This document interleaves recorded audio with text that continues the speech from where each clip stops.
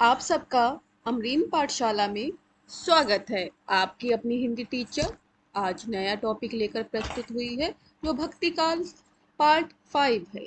आज हम इसमें सगुण भक्ति जो राम भक्ति शाखा है उसको पढ़ेंगे। इससे पहले हमने निर्गुण भक्ति पढ़ ली है, भक्ति काल का उद्भव एवं विकास पढ़ा है। तो पार्ट 1 से लेकर पार्ट 4 तक आप हमारे चैनल पर जाकर जो अमरीन पाठशाला है उसकी प्लेलिस्ट में, हिंदी साहित्य की प्लेलिस्ट में देख सकते हैं। उसमें आदिकाल के भी आपको कई लेक्चर मिल जाएंगे, तो आप वहाँ जाके हिंदी साहित्य के इतिहास में देख सकते हैं।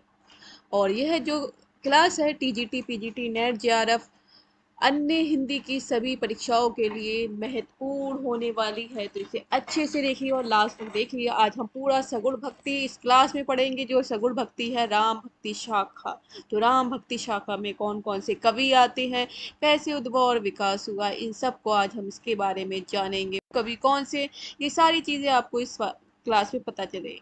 ये तो चलिए देखते हैं, क्लास की तरफ बढ़ते हैं। उससे पहले जिन भी बच्चों ने अभी तक सब्सक्राइब नहीं करा है तो जल्दी से सब्सक्राइब करेंगे, बेल आइकन पे ऑल पे जाकर नोटिफिकेशन को ऑन कर देंगे, जिससे हमारी जब भी वीडियो अपलोड हो आपको मिल जाए।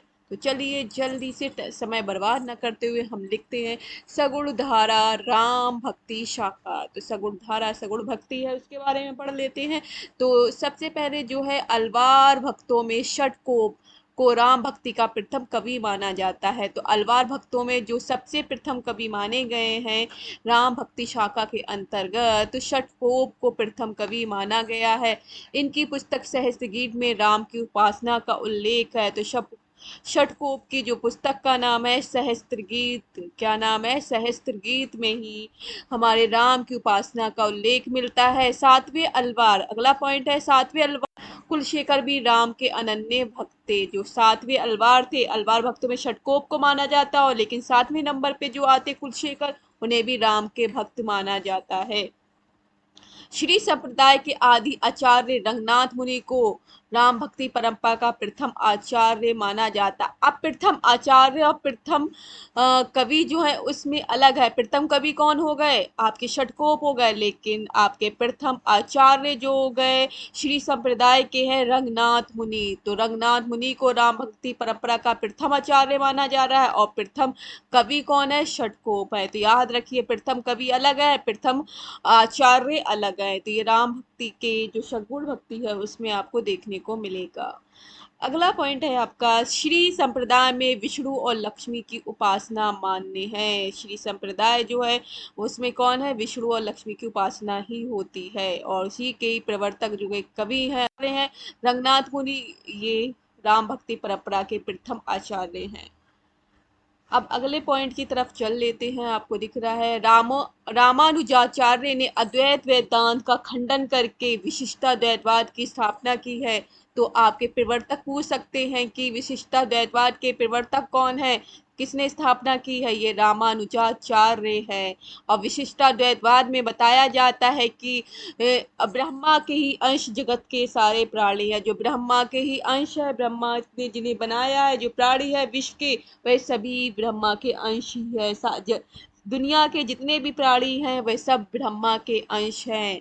तो ये बात किसमें है, विशिष्टाद्वैतवाद में बताई गई है, और जिसके प्रवर्तक कौन है, रामानुजाचार्य हैं।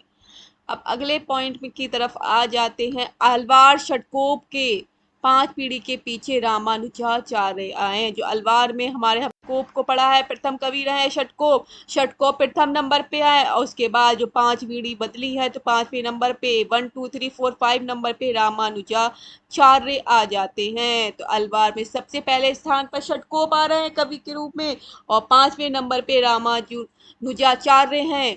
और रामानुजाचार्य ने ही विशिष्टाद्वैतवाद की स्थापना की है। मीन्स प्रवर्तक कौन है विशिष्टाद्वैतवाद के, रामानुजाचार्य हैं।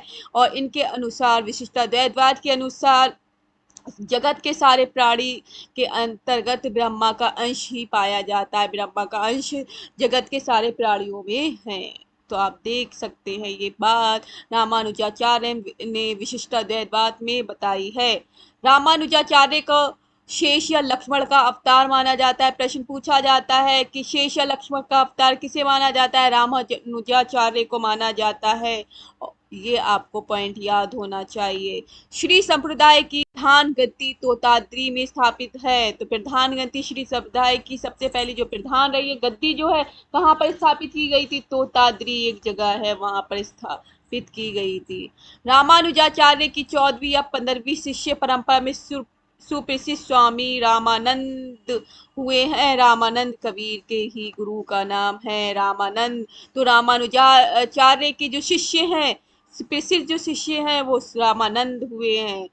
हिंदी में राम काव्य के पुरस्कर्ता जो है रामानंद है। तो पूछ सकते हैं हिंदी में राम काव्य के पुरस्कर्ता जिन्हें पुरस्कार दिया गया पुरस्कर्ता जो है तो कौन है? रामानंद को ही माना जाता है। अब इसी में ही रामानंद के बारे में हजारी प्रसाद द्विवेदी ने लिखा है, मध्य युग की समग्र स्वाधीन चिंता के गुरु रामानंद ही थे। तो मध्य युग में जो मध्यकाल था, मध्य युग की समग्र स्वाधीनता की चिंता के गुरु कौन है? रामानंद ही है।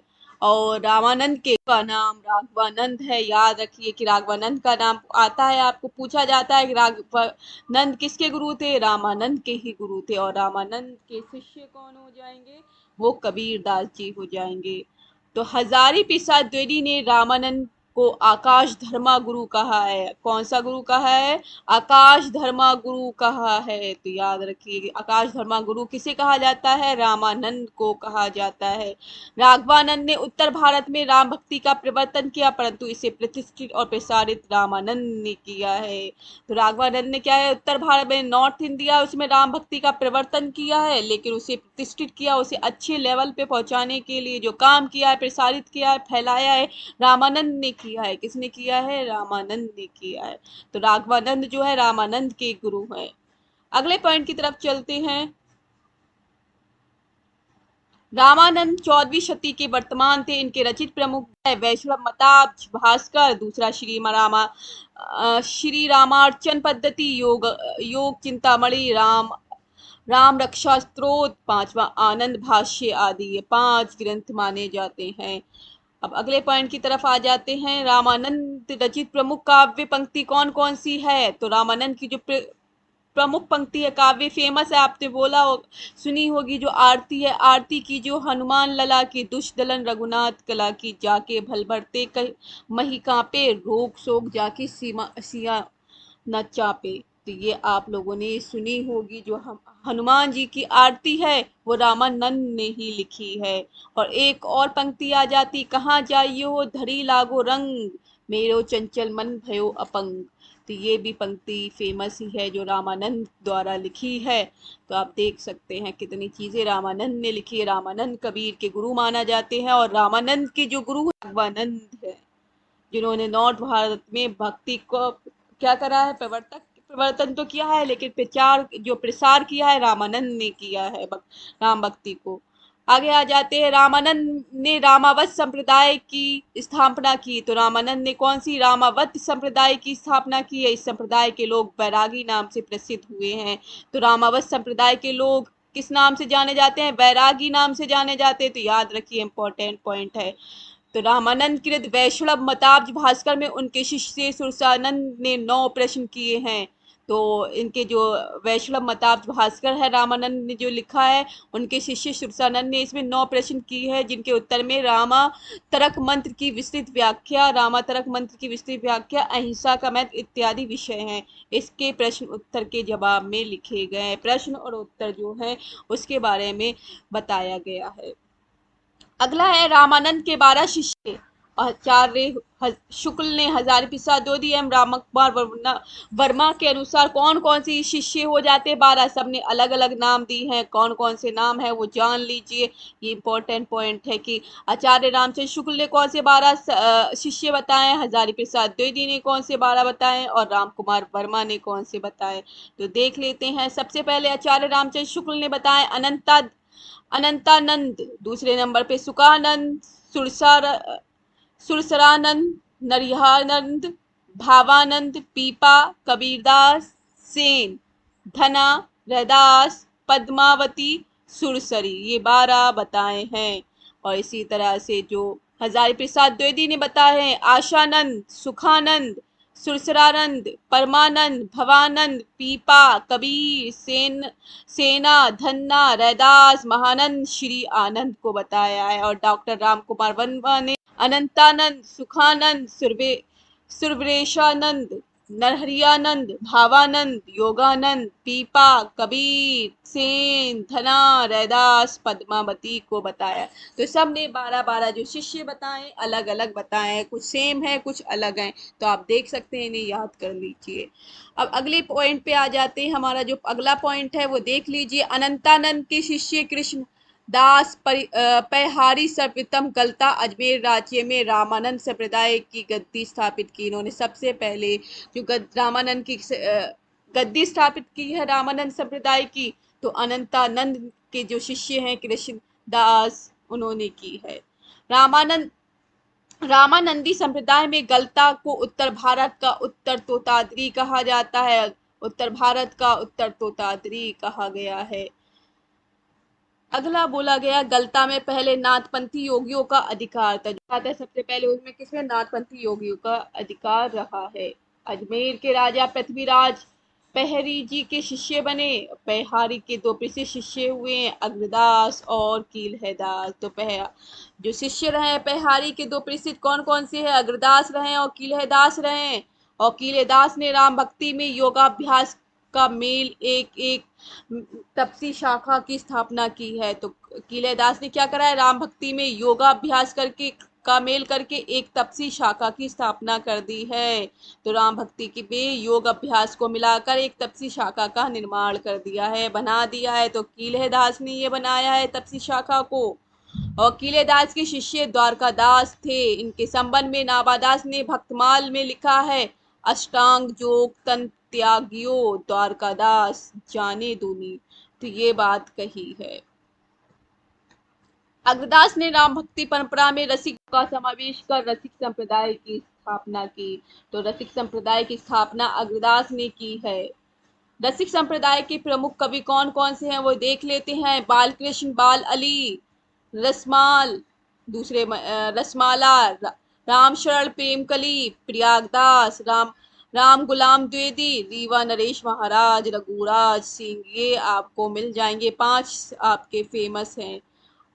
अगला पॉइंट है, अग्रदास ने अपनी गद्दी जयपुर के पास देवास में स्थापित की। रसिक संप्रदाय में इन्हें अग्र अली भी कहा जाता है। तो अग्रदास को क्या बोला जाता है, अग्र अली नाम से भी जाना जाता है। याद रखिए, इन्होंने जयपुर के पास देवास में अपनी गद्दी जो बनाई है उसके बारे में बताया गया है। और रसिक संप्रदाय में इन्हें अग्र अली भी कहा जाता है।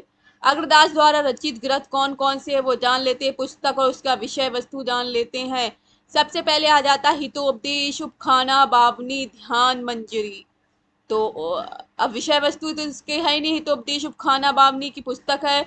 और ध्यान मंजरी की जो विषय वस्तु है रसिकोपाना का सिद्धांत ग्रंथ है। और राम ध्यान मंजरी के बारे में विषय वस्तु नहीं दी गई है, लेकिन कुंडलिया जो है उसे नीतिपरक बताया गया है। अष्टायाम या रामाष्टयाम जो है संस्कृत भाषा में रचित सीता वल्लभ राम की दैनिक लीला का चित्रण किया गया है। और अग्रदास जिसे अग्र अली भी बोला गया है, तो इनके शिष्य नाभादास जी माने जाते हैं। कौन माने जाते हैं, अग्रदास के नाभादास माने जा रहे हैं। और विष्णुदास ग्वालियर नरेश डूंगरेंद्र के राजकवि थे। इनके द्वारा लिखे ग्रंथ कौन कौन से हैं वो जान लेते। एक तो महाभारत कथा, दूसरा रुक्मणी मत्र, तीसरा स्वर्गारोहण, चौथा रामायण कथा। ये 4 लिखे हैं। विष्णुदास कृत रामायण कथा राम कथा संबंधी हिंदी का प्रथम प्रबंध काव्य है। तो प्रथम प्रबंध काव्य किसे बताया गया, हिंदी का राम का कथा को, जो रामायण कथा है उसे बताया गया है, जो विष्णुदास कृत है, विष्णुदास द्वारा लिखी गई है। अगला पॉइंट है, ईश्वर दास ने सत्यवती कथा जो 1501 ईस्वी में लिखी गई थी, भरत मिलाप और अंग अंगद पैज नामक ग्रंथों की रचना की है। तो सत्यवती कथा को लिखा है, भरत मिलाप को लिखा और अंगद पैज नामक ग्रंथ, ये 3 ग्रंथ इन्होंने लिखे हैं ईश्वर दास ने। गोस्वामी तुलसीदास राम भक्ति शाखा के प्रतिनिधि कवि हैं। तो सबसे इम्पोर्टेंट कवि जो माने जाते हैं वो माने जाते हैं तुलसीदास। इनका सामान्य विवरण जान लेते हैं, तुलसीदास के बारे में हम जान लेते हैं कैसे इनकी मृत्यु का जन्म और मृत्यु का समय, माता पिता, पत्नी, दीक्षा गुरु और शिक्षा गुरु कौन कौन से हैं वो जान लेते हैं। तुलसीदास के जन्म जो हुआ है 1532 ईस्वी में और मृत्यु 1623 ईस्वी में हुई है। माता का नाम माता और पिता का नाम जान लेते हैं। पिता का नाम है आत्माराम दुबे और माता का नाम है हुलसी। पत्नी का नाम है रत्नावली। दीक्षा गुरु जो है नरियानंद हैं और शिक्षा गुरु शेष सनातन है।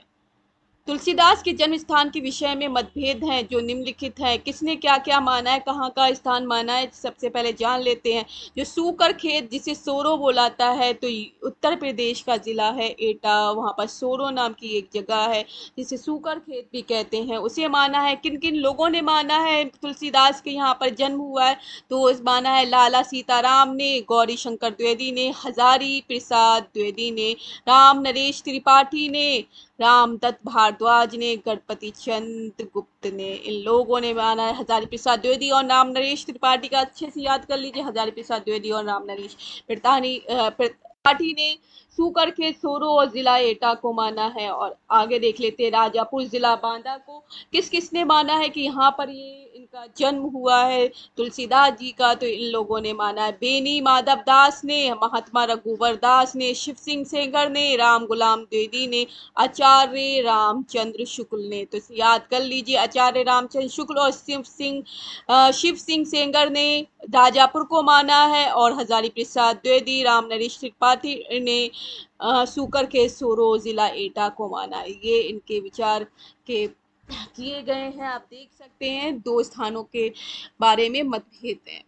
आचार्य रामचंद्र शुक्ल तुलसीदास को स्मार्ट वैष्णव मानते हैं। कौन सा वैष्णव मानते? स्मार्ट वैष्णव मानते हैं। आचार्य शुक्ल के अनुसार हिंदी काव्य की प्रौढ़ता के युग का आरंभ गोस्वामी तुलसीदास ने ही किया है, इनके द्वारा ही हुआ है। तो हिंदी काव्य की प्रौढ़ता युग का आरंभ किसे माना जाता है? गोस्वामी तुलसीदास। याद कर लीजिए पंक्ति, हिंदी काव्य की प्रौढ़ता के युग का आरंभ कौन है? ये तो गोस्वामी तुलसीदास ही है। तुलसीदास के महत्व के संदर्भ में विद्वानों ने कही कुछ उक्तियां हैं वो जान लेते हैं, इंपॉर्टेंट है, आप देख लीजिए, वेरी वेरी इंपॉर्टेंट, आप लिख सकते हैं इसे। तो सबसे पहले नाबादास क्या बोलते हैं कि तुलसीदास के बारे में? कलिकाल का वाल्मीकि है। कौन है? कलिकाल का वाल्मीकि है। और स्मिथ बोलते हैं मुगल काल का सबसे महान व्यक्ति है। और ग्रियर्सन बोलते हैं बुद्धदेव के बाद सबसे बड़ा लोकनायक है। जो बुद्धदेव हैं, बुद्ध हैं, उनके बाद सबसे बड़ा लोकनायक जो है वो है तुलसीदास। मधुसूदन सरस्वती बताते हैं आनंद कानेन कशित जड मग तुलसी तरु कविता मंजरी यस्य राम भ्रमर भूषिता। तो ये इस तरह से संस्कृत में लिख देते हैं मधुसूदन और सरस्वती। और रामचंद्र शुक्ल के जो कथन है अच्छे से देख लीजिए, इन्होंने 3 कथन किस तरह से दिए हैं तुलसीदास के बारे में वो जान लेते हैं। सबसे पहला जो कथन है तो इनके बारे में लिखते हैं, इनकी वाणी की पहुंच मनुष्य के सारे भावों व्यवहारों तक है। एक और तो वह व्यक्तिगत साधना के मार्ग में विरागपूर्ण शुद्ध भगवत भजन का उपदेश करती है, दूसरी ओर लोक पक्ष में आकर पारिवारिक और सामाजिक कर्तव्य का सौंदर्य दिखाकर मुग्ध करती है। तो ये किसके बारे में कह रहे हैं? ये तुलसीदास के बारे में बोला जा रहा है। कौन बोल रहा है? रामचंद्र शुक्ल बोल रहे हैं। तो रामचंद्र शुक्ल दूसरा कथन बोलते हैं तुलसीदास के बारे में, यह एक कवि ही हिंदी की प्रौढ़ साहित्यिक भाषा सिद्ध करने के लिए काफी है। जो प्रौढ़ साहित्यिक भाषा उसे सिद्ध करने के लिए भी एक कवि ही काफी है जो तुलसीदास है। और अगला पॉइंट रामचंद्र शुक्ल लिखते हैं तुलसीदास के लिए, तुलसीदास जी उत्तरी भारत का समग्र जनता के हृदय मंदिर में पूर्ण प्रेम प्रतिष्ठा के साथ विराज रहे हैं। मंदिर है हृदय में, मन में तो विराजमान है तुलसीदास। सभी समग्र जनता के, जो उत्तरी भारत की जो समग्र जनता है उसके हृदय मंदिर में पूर्ण प्रेम प्रतिष्ठा के साथ विराज रहे हैं। तो रामचंद्र शुक्ल कहते हैं। अब यहीं पर ही अब हजारी प्रसाद द्विवेदी का जो कथन है तुलसीदास के बारे में वो जान लेते हैं। इंपॉर्टेंट कथन है सभी लोगों के लिए, आप लोग इसे सुन लीजिए, क्लास को 2-3 बार देख सकते हैं अगर टाइम हो तो, और इसे अच्छे से पढ़ सकते हैं, रिवाइज कर सकते हैं। इंपॉर्टेंट क्लास है सारी आपके लिए। भारतवर्ष को लोकनायक वही हो सकता है जो समन्वय करने के अपार धैर्य लेकर आया हो। भारतवर्ष का लोकनायक वही हो सकता है जो समन्वय करने का अपार धैर्य लेकर आया हो। रामविलास शर्मा कहते हैं जातीय कवि, क्या बोलते हैं, जातीय कवि। और अमृतलाल नागर मानस का हंस बोलते हैं। तुलसीदास को मानस का हंस बोला जाता है, जातीय कवि बोला जाता है। और भारतवर्ष का लोकनायक वही हो सकता है जो समन्वय करने के लिए अपार लेकर आया हो। ये तुलसीदास के बारे में बात कही गई है। आप देख लीजिए तुलसीदास के बारे में कितने कथन देखने को मिलते हैं। तो अगला पॉइंट देख लेते हैं तुलसीदास के बारे में क्या है। गोस्वामी तुलसीदास रामानुजाचार्य के श्री संप्रदाय विशिष्टाद्वैतवाद से प्रभावित थे। इनकी भक्ति भावना दास्य भाव की थी। पूछी जाती है तुलसीदास की भक्ति भावना कौन से भाव की थी, तो दास्य भाव की भक्ति भावना थी। तुलसीदास की जो भक्ति थी वो दास्य भाव की थी, दास के रूप में थी, एक दास्य भाव की थी। गोस्वामी तुलसीदास की गुरु परंपरा का क्रम इस प्रकार है। सबसे पहले आते राघवानंद, फिर रामानंद, अनंतानंद, नरियानंद और तुलसीदास। तुलसीदास के गुरु का नाम नरहरिदास है, और जिसे नरियानंद भी बोलते हैं, और इनके गुरु का नाम अनंतादास नंद है, और इसके गुरु रामानंद, और रामानंद के राघवानंद है। तो आप देख सकते हैं तुलसीदास के जो गुरु है रामानंद ही है। रत्ना के निम्न कथन पर तुलसीदास ने वैराग्य धारण कर लिया। तो रत्नावली जो इनकी पत्नी है उनके कथन पर तुलसीदास ने वैराग्य धारण कर लिया। क्या कथन था वो देख लेते हैं रत्नावली का।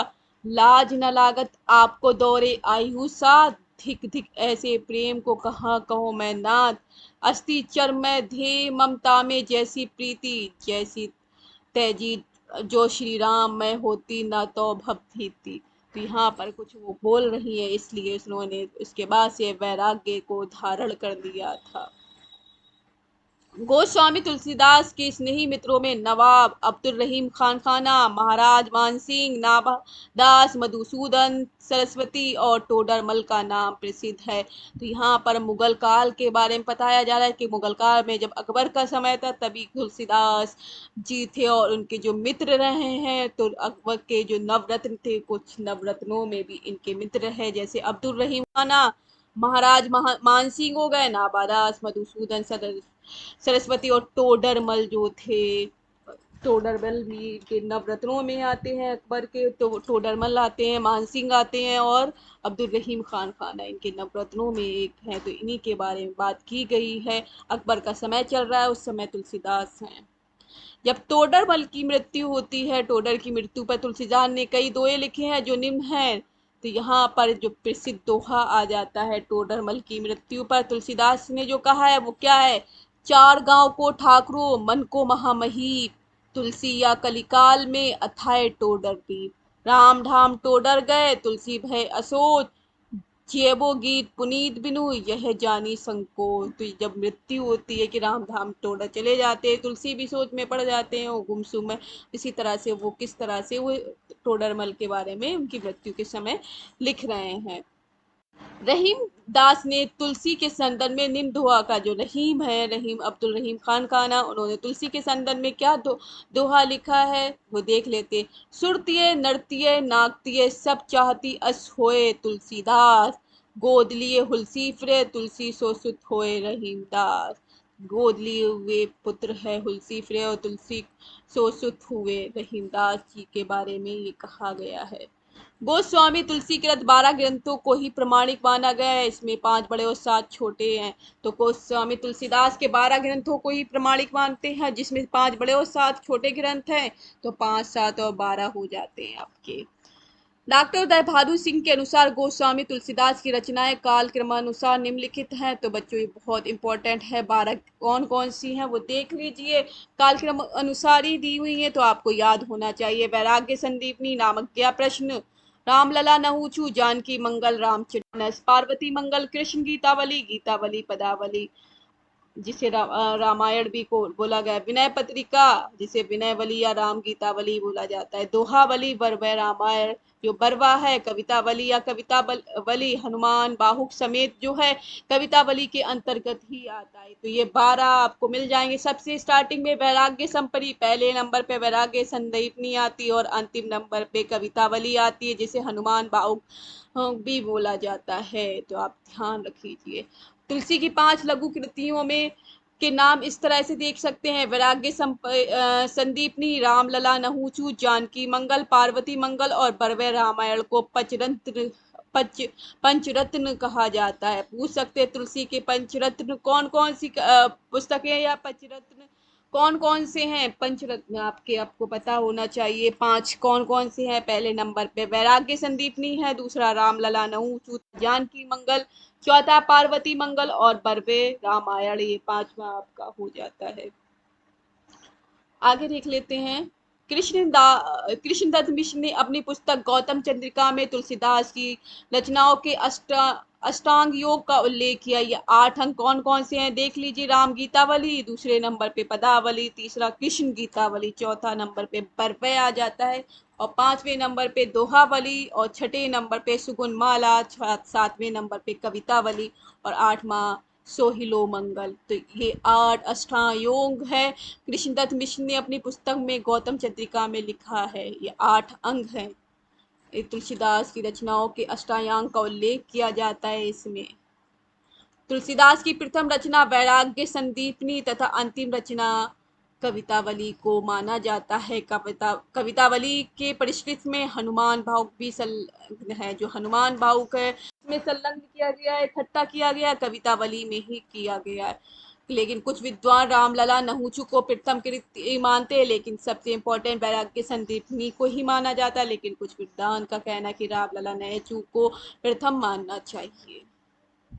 गोस्वामी तुलसीदास की रचनाओं का संक्षिप्त परिचय इस तरह से है कि इसमें पुस्तक कौन सा है, काव्य रूप, भाषा और प्रयुक्त छंद कौन कौन से हैं, कांड कितने हैं, मुख्य रस क्या है और छंदों की संख्या क्या है, वो देख लेते हैं। तो सबसे पहले आ जाती है वैराग्य संदीपनी। मुक्तक काव्य रूप है, ब्रज भाषा का प्रयोग है, दोहा और सोरठा छंद हुआ है। और रामज्ञा प्रश्न में मुक्तक काव्य रूप है, अवधि भाषा है, दोहा का प्रयोग हुआ है। रामलला नैचू प्रबंध काव्य ठेठ अवधि भाषा है, सोहर छंद है। जानकी मंगल प्रबंध काव्य है, अवधि भाषा है, सोहर हंसगीति छंद है। रामचरितमानस इंपॉर्टेंट है, जो प्रबंध काव्य है, अवधि में है, दोहा और चौपाई के रूप में लिखा है। 1074 दोहे हैं, भक्ति रस है इसमें और 7 कांड है। इंपॉर्टेंट पूछे जाते हैं प्रश्न, 7 कांड कौन कौन से हैं, तो आपको पता होना चाहिए। 7 कांडों के नाम आगे हम इसे बताएंगे भी। तो पार्वती मंगल प्रबंध काव्य है, अवधि भाषा है, मंगल हरि गीतिका है, 164 छंद है। कृष्ण गीतावली में गीति काव्य है, ब्रज भाषा का प्रयोग हुआ है। 61 आपको यहाँ पर दोहे मिलेंगे, 61 संख्या है छंदों की है। अब और इसी तरह से भक्ति मिलेगा, वात्सल्य भक्ति को यहाँ पर दिखाया गया है। विनय पत्रिका में गीति काव्य है, ब्रज भाषा है और 279 दोहों का प्रयोग हुआ है। छंदों की संख्या कितनी है, 279 है। और भक्ति रस यहाँ मिलेगा। दोहावली मुक्तक काव्य है, ब्रज भाषा है, दोहा और सोरठा है, 573 संख्याएं मिलेंगी यहाँ पर। बरवे रामायण जो है मुक्तक काव्य रूप है, अवधि भाषा है, बरवे छंद है, 69 यहाँ पर संख्या है छंदों की जो है और 7 कांडों में बटा हुआ। कितने, 7 कांड है। कवितावली मुक्तक काव्य है, ब्रज भाषा है, कवित छप्पे है, 7 कांड है। तो आप देख सकते हैं इनके जितने भी कांड बताए गए सर्ग, तो 7 याद करिए। जितनी भी इनकी बुक है गोस्वामी तुलसीदास की, इसमें 7 कांड मिलने को देखने को मिल रहा है, 7 सर्ग देखने को मिल रहा है। तो याद कर लीजिए, सब में सेम सेम रहेंगे, 7 तो ये आपको याद होना चाहिए। और लेकिन छंदों की संख्या सब में अलग अलग है।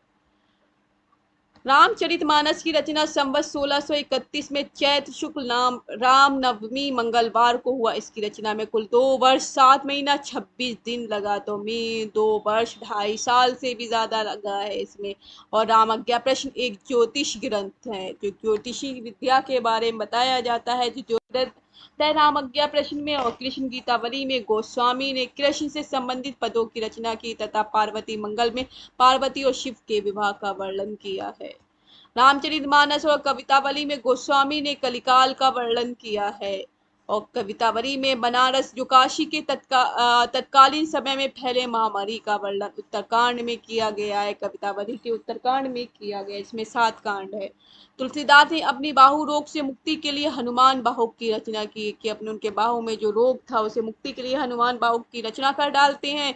आचार्य रामचंद्र शुक्ल ने रामचरितमानस को लोक मंगल की साधना अवस्था का काव्य माना है। तो इम्पोर्टेंट पॉइंट ये निकल के आ जाता है कि आचार्य रामचंद्र शुक्ल ने किसे लोक मंगल की साधना का काव्य माना है, तो रामचरितमानस को माना है। तो रामचरितमानस को लोक मंगल की साधना अवस्था का काव्य माना जाता है, ये आचार्य रामचंद्र शुक्ल कहते हैं। मानस के 7 कांड में कांड या सोपान है जो क्रमशः इस प्रकार हैं। जो 7 कांड है रामचरितमानस में कौन कौन से? सबसे पहले बाल कांड आ जाएगा, फिर अयोध्या कांड आएगा। बाल कांड में बचपन में राम के बारे में बताया जाता है। अयोध्या कांड में अयोध्या जब वो बड़े होते हैं उसके बारे में वर्णन किया जा रहा है। फिर अरण्य कांड में आ जाता है, फिर किष्किंधा कांड आ जाता है। 5वें नंबर पे सुंदर कांड, छठे नंबर पे लंका कांड आ जाता है जो लंका में सारी त्रासदी होती है और वहां पर युद्ध होता है राम और रावण का, वो सारा लंका कांड में देखने को मिलता है।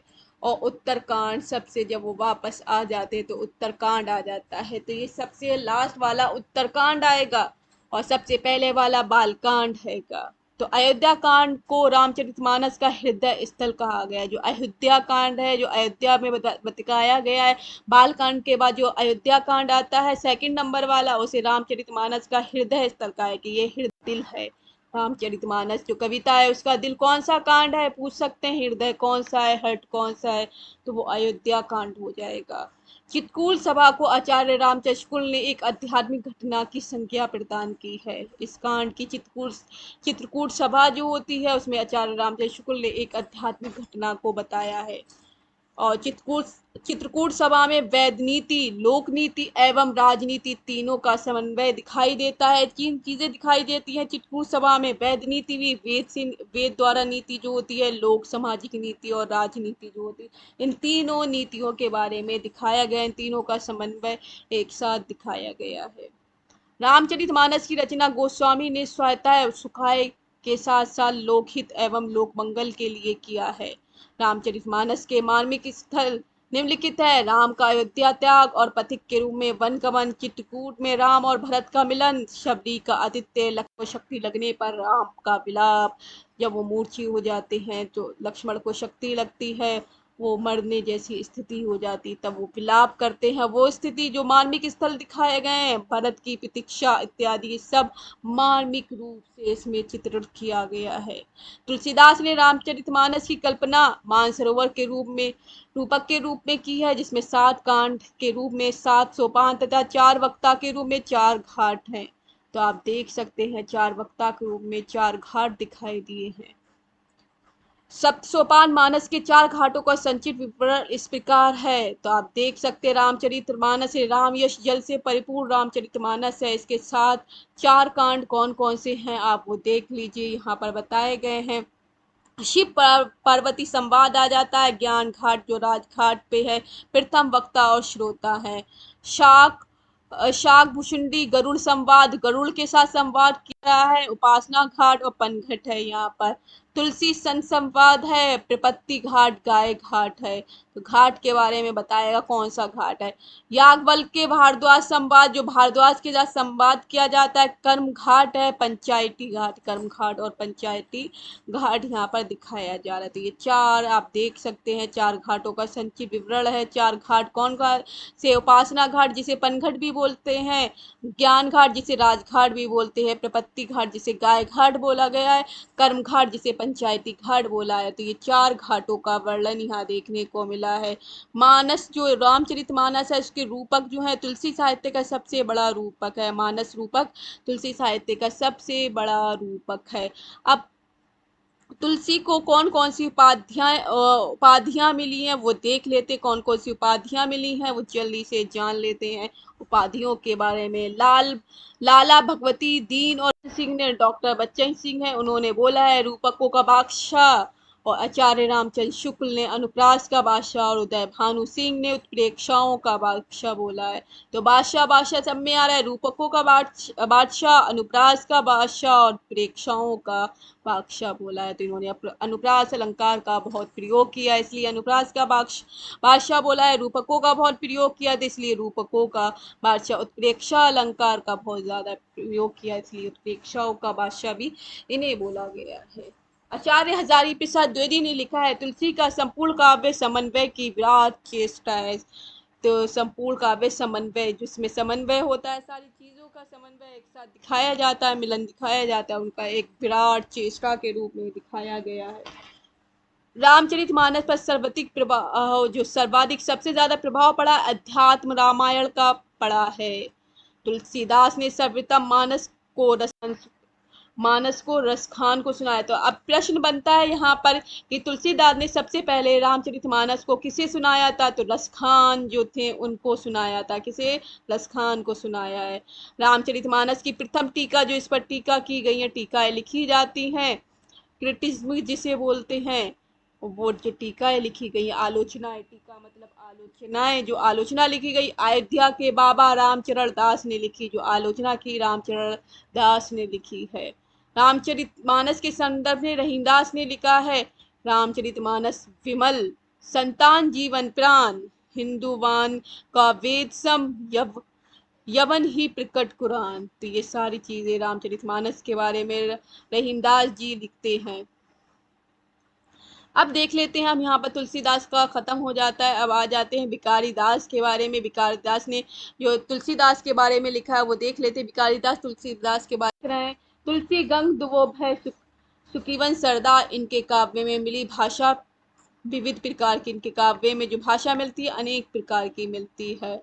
और इसी तरह से अयोध्या सिंह उपाध्याय हरिदौर ने इनके संबंध में, जो तुलसीदास है उनके संबंध में लिखते हैं, कविता करके तुलसी न लसे, कविता पालसी तुलसी की कला। तो यहाँ पर ही एक और कथन आ जाता है किसका? आचार्य रामचंद्र शुक्ल का। इम्पोर्टेंट है बच्चों, ये देख लीजिए क्या है। तो आचार्य रामचंद्र शुक्ल लिखते हैं भाषा पद्य के स्वरूप को लेते हैं तो गोस्वामी जी के सामने कई शैलियां प्रचलित हैं, जिसमें मुख्य वीर गाथा काल का छप्पय पद्धति, विद्यापति और सूरदास की गीत पद्धति, गंग आदि भाटों की कवित सवैया पद्धति, कबीरदास की नीति संबंधी वाणी की दोहा पद्धति जो अभ्रंश से चली आती थी, और ईश्वरदास की दोहे चौपाई वाली प्रबंध पद्धति। इस प्रकार भाषा के दो रूप हैं, अवधि और ब्रज। और रचना पांच प्रमुख शैलियां साहित्य क्षेत्र में गोस्वामी को मिली है। ये सारी जो शैलियां हैं रचना के क्षेत्र में, पांच प्रमुख शैलियां, साहित्य के क्षेत्र में सबसे ज्यादा गोस्वामी तुलसीदास जी को मिली है। ये कौन लिख रहा है? तुलसीदास के बारे में रामचंद्र शुक्ल लिख रहे हैं। तो अब आ जाते हैं नाभादास के बारे में। यहाँ पर तुलसीदास का एंड हो जाता है और नाभादास के बारे में लिखा जा रहा है कि राम भक्ति शाखा के अंतर्गत नाभादास भी आते हैं। तो नाभादास गोस्वामी तुलसीदास की समकालीन राम भक्ति कवि हैं, राम भक्त कवि हैं। इनका जन्म अनुमानतः 1570 के आसपास हुआ था। नाभादास ने हिंदी की भक्तमाल की परंपरा का सूत्रपात किया। इनके गुरु का नाम अग्रदास था। नाभादास के गुरु का नाम है अग्रदास। डॉक्टर गियर्सन ने नाभादास का उपनाम नारायण दास बताया है। नाभादास को ही नारायण दास ही बोला है। और अगला आ जाता है, नाभादास ने 1785 ईस्वी में 1682 के आसपास ब्रज भाषा में भक्तमाल की रचना की है। भक्तमाल में 200 कवियों की जीवन वृत्ति और उनकी भक्ति की महिमा सूचक बातों को 316 छप्पयों में लिखा गया है। सन 1712 ईस्वी में प्रियादास ने भक्तमाल की टीका जो आलोचना की है रसबोधनी शीकर से ब्रज भाषा के कवि सवैया शैली में लिखी है। तो ब्रज भाषा के कवैया सवैया शैली में लिखी गई जो टीका है रसबोधनी नाम से की है। भक्तमाल की टीका रसबोधनी शीर्षक से की है। अगला पॉइंट है, नाभादास ने रामचरित से संबंधित 2 अष्टयामों की रचना की जो संस्कृत के चंपू काव्य शैली में रचित है। नाबादास अष्टयाम की रचना श्रृंगार भक्ति अथवा रसिक भावना लेकर की है। इसकी अन्य विशेषता कौन कौन सी है देख लेते हैं। पुस्तक है अष्टयाम, तो ये अष्टयाम है। दोनों पुस्तक एक भाषा ब्रज भाषा में, एक दूसरी अवधि में। विशेषता जो पहली ब्रज भाषा की है, गद्य में राम और सीता के 8 पहर वर्णन है। गद्य में राम है और सीता के 8 पहरों का वर्णन है। और अवधि में दोहा चौपाई शैली में राम सीता का वर्णन किया गया है, चौपाई शैली में लिखी गई है। नाबादास द्वारा विभिन्न कवियों के संदर्भ में भक्तमाल में कही गई महत्वपूर्ण पंक्तियां कौन कौन सी है वो देख लेते हैं। कबीरदास के बारे में बताया गया है, कबीर नकानी राखिए नहीं वर्णाश्रम शट दर्शनी, तो ये बोलते हैं नाबादास। मीराबाई के बारे में बोलते हैं, निरअंकुश अति निडर रसिक जस रसानो गायो। तुलसीदास के बारे में बोला जाता है, त्रेता काव्य निबंध करी सटकोटि रसायन, एक अक्षर उच्चरे ब्रह्मत्यादि परायण, अब भक्तन सुखदैन बहुरी लीला विस्तारी, रामचरण रसमत रहत अहनिसी वृतधारी। संसार अपार के पार को गुला सुगम रूप नौका लियो, ये सारी चीजें बोली जा रही हैं तुलसीदास के बारे में। और इसी तरह से सूरदास के बारे में बोली जाती है, उक्ति चोज अनुप्रास स्थिति अति भारी, वचन प्रीति निर्भा अर्थ अद्भुत दुखधारी, विमल बुद्धि गुण और को जो वह गुण स्वैननी धरे, सुर कवित सुनी कौन कवि जो नहीं सिर चालन करे। तो ये सूरदास के बारे में पंक्ति कही गई है। और नंददास के बारे में की गई है, लीला पद रस रीति ग्रंथ रचना में नागर, सरस उक्ति युक्ति युक्ति भक्ति रह ज्ञान उजागर, चंद्रहास अग्रज सुहद्र परम प्रेम पंथ में पागे, नंददास आनंद निधि रसिक सुप्रभ हित रंग मंगे। तो ये इतने कवियों के बारे में ये किस तरह से लिखते हैं वो आप देख सकते हैं। अष्टायाम में नाबादास ने लिखा है, अवधपुरी की शोभा जैसी कहीं नहीं सकी श्रुति तेसी। तो अष्टयाम में नाबादास के ने लिखा है। केशवदास का जन्म कहाँ हुआ है वो देख लेते हैं। केशवदास के बारे में है, इनका जन्म जो है बुंदेलखंड के ओरछा नामक नगर में हुआ। कौन से ओरछा नामक नगर में? सन 1555 ईस्वी में, और मृत्यु 1617 ईस्वी में हुई है। केशवदास का उपनाम वेदांती मिश्र था, और केशवदास भी राम भक्त काव्य के कवि माने जाते हैं। केशवदास नाबादास ये सब किसके हैं? राम भक्त काव्य के कवि हैं। तो केशवदास उपनाम वेदांत मिश्र था, और ये निम्बाक संप्रदाय में, जो निम्बाक संप्रदाय उसमें दीक्षित थे। केशवदास ओरछा नरेश महाराज राम सिंह के भाई इंद्रजीत सिंह के गुरु और राज्यश्रित कवि थे। उनके जो भाई थे इंद्रजीत, उसके गुरु भी गए हैं और राज्यश्रित कवि भी रहे हैं, राज्य पे आश्रित एक कवि भी रहे हैं। केशवदास की रचनाएं हम देख लेते हैं काल क्रम अनुसार कौन कौन सी है, कि अध्याय कितने हैं, प्रकार कितनी है, विशेषता क्या है।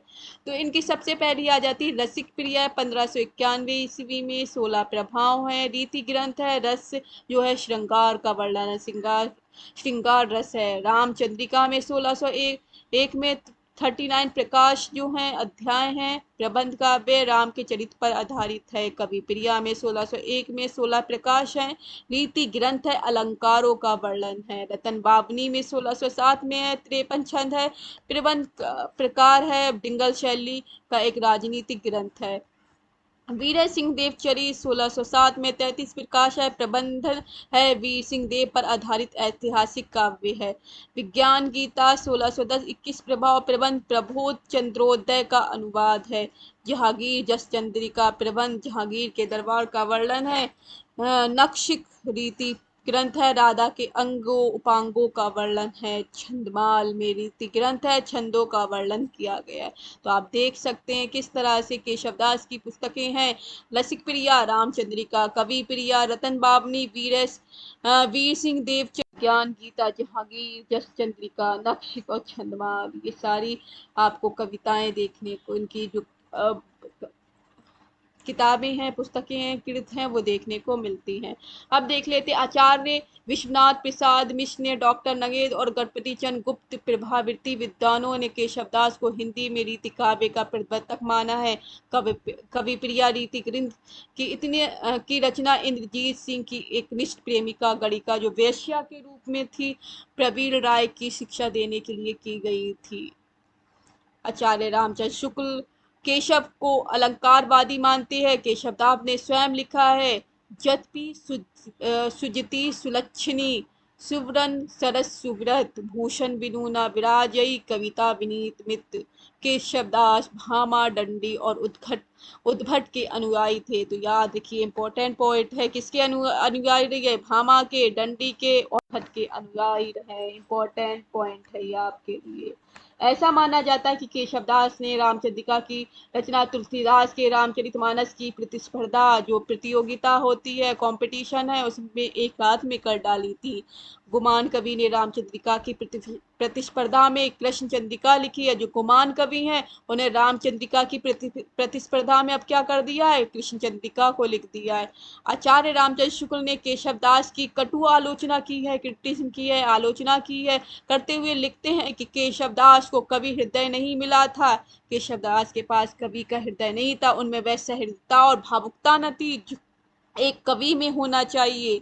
वे संस्कृत साहित्य से सामग्री लेकर चुराकर अपने पांडित्य और रचना कौशल की धाक जमाना चाहते थे। डॉक्टर विजयपाल सिंह ने केशवदास को कोर्ट का कवि कहा है। कोर्ट का कवि किसने बोला है? विजयपाल सिंह ने केशवदास को। कहा से केशवदास, का कोर्ट का कवि। तो कोर्ट का कवि केशवदास को कहा जा रहा है। केशव का से केशव, का से कोर्ट का कवि। तो आप ध्यान रखिए, कोर्ट का कवि केशवदास हैं। केशवदास कृत रामचंद्रिका पर पिसन राघव, हनुमान नाटक, अनर्घ राघव, कादम्बरी तथा नैषध चरित का प्रभाव पड़ा है। आलोचकों के केशवदास व रामचंद्रिका के संबंध में निम्नलिखित कथन है। जो आलोचकों ने जो कथन कहे हैं, कौन कौन से कहे हैं रामचंद्रिका के बारे में? कवि को दीन न चहे बिताई, पूछे केशव की कविताई। नाभादास बोल रहे हैं। उड़गन केशवदास। रामचंद्र शुक्ल बोल रहे हैं कठिन काव्य का प्रेत है, कठिन काव्य का प्रेत, एक भूत। राम स्वरूप चतुर्वेदी बोलते हैं रामचंद्रिका छंदों का एक अजायब घर है। रामचंद्रिका जो छंदों का एक अजायब घर है, अजायब नमूना जो होता है वो है। अब इसी तरह से यहाँ पर केशवदास का पूरा खत्म हो गई। यहाँ पर स्टार्ट हो जाते हैं सेनापति। ये भी राम भक्त काव्य की अंतर्गत आते हैं। वो देख लेते हैं। सेनापति के दो ग्रंथ है, कवित रत्नाकर और काव्य कल्पद्रुम। काव्य कल्पद्रुम और कवित रत्नाकर। कवित रत्नाकर, इसमें 5 तरंग और 394 छंद में राम कथा का वर्णन किया गया है। और कल्पद्रुम में यह एक रीति ग्रंथ माना जाता है। आचार्य रामचंद्र शुक्ल ने सेनापति के संदर्भ में लिखा है। ये बड़ी ही सहृदय कवि थे। ऋतु वर्णन तो इनके जैसा और किसी श्रृंगारी कवि ने नहीं किया। तो ये कहते हैं ऋतु वर्णन जिन्होंने जिस अंदाज में किया है, इससे अच्छा किसी और के देखने में नहीं मिलता है। तो सेनापति ने ऋतुओं का वर्णन बहुत अच्छे से किया है, जो बताया इसमें। सेनापति ब्रजभाषा के कवि हैं और इनका सर्वाधिक प्रिय अलंकार श्लेष अलंकार है, जो श्लेष अलंकार को माना जाता है। अन्य राम भक्त कवि जो हैं वो कौन कौन से आते हैं वो देख लेते हैं। कवि हैं प्राणचंद चौहान, इन्होंने रामायण महानाटक लिखी है। माधवदास चरण है, राम रासो अध्यात्म रामायण लिखी हुई है। तो अन्य कवि के बारे में बताया जा रहा है। हृदय राम में हनुमान नाटक लिखी है। रायमल पांडे ने हनुमत चरित लिखी है। नरहरि बारहट ने पौरुषे रामायण लिखी है। लालदास ने अवध विलास लिखी है। कपूर चंद त्रिखा ने रामायण लिखी है। आप देख सकते हैं अन्य कवि हैं। रामायण महानाटक एक संवादात्मक प्रबंध काव्य जिसमें दोहा चौपाई की प्रधानता है। हृदय रामकृत हनुमान नाटक पर संस्कृत के हनुमान नाटक का सर्वाधिक प्रभाव। इसका एक नाम रामगीत भी है। जो है हनुमान नाटक है, इसका नाम क्या हो जाता है? रामगीत भी है।